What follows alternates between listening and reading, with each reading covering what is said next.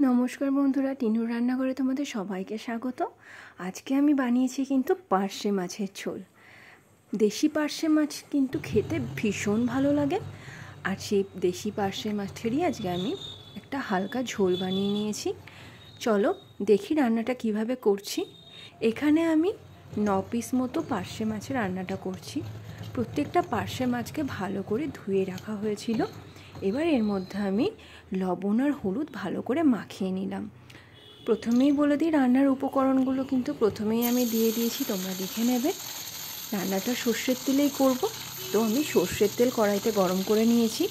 গরম সর্ষের তেলের মধ্যে একটা একটা করে পার্শে মাছগুলোকে ভাজার জন্য ছেড়ে দিচ্ছি। প্রত্যেকটা পার্শে মাছকে আমি এপিট ওপিট করে হালকা করে ভেজে তুলে নিয়েছি।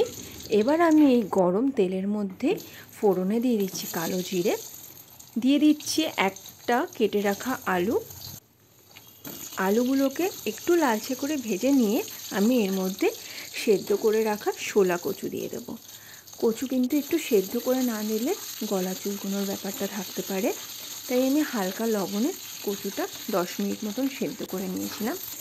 এবার এই কচু আর আলুটা ভালো করে ভেজে নিয়ে আমি এর মধ্যে দিয়ে দিচ্ছি 1 চামচ মতন আদা বাটা দেওয়ার পর আমি স্বাদ মতন লবণ, পরিমাণ মতন হলুদ গুঁড়ো, কিছুটা পরিমাণ লঙ্কার গুঁড়ো দিয়ে ভালো করে নেড়ে চেড়ে নিচ্ছি। তেলটা একটু বেরিয়ে আসার পর আমি কিন্তু এর মধ্যে পরিমাণ মতন জল দিয়ে দেবো। জলটা একটু বেশি দেবো, যেহেতু আমি পাতলা ঝোল করছি।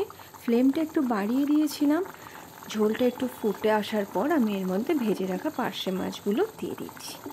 মাছগুলো প্রত্যেকটা দিয়ে দিয়ে আমি খুন্তি দিয়ে হালকা করে নেড়ে চেড়ে কড়াইটাকে মিনিট 15-এর জন্য ঢাকা দিয়ে দেব। 15 মিনিট হয়ে গেলে ঢাকনাটা তুলে নিলাম। দেখো ঝোল সমেত ভালো করে মাছটাও ফুটে এসছে, সবজিগুলোও কিন্তু সেদ্ধ হয়ে গেছে। মাছের ঝোল আমার তৈরি। ধনেপাতা কুচি একটু ওপর দিয়ে ছিটিয়ে দিচ্ছি। রান্নাটা তোমাদের কেমন লাগলো আমাকে জানিয়ে, ভালো লাগলে লাইক, শেয়ার, সাবস্ক্রাইব করো।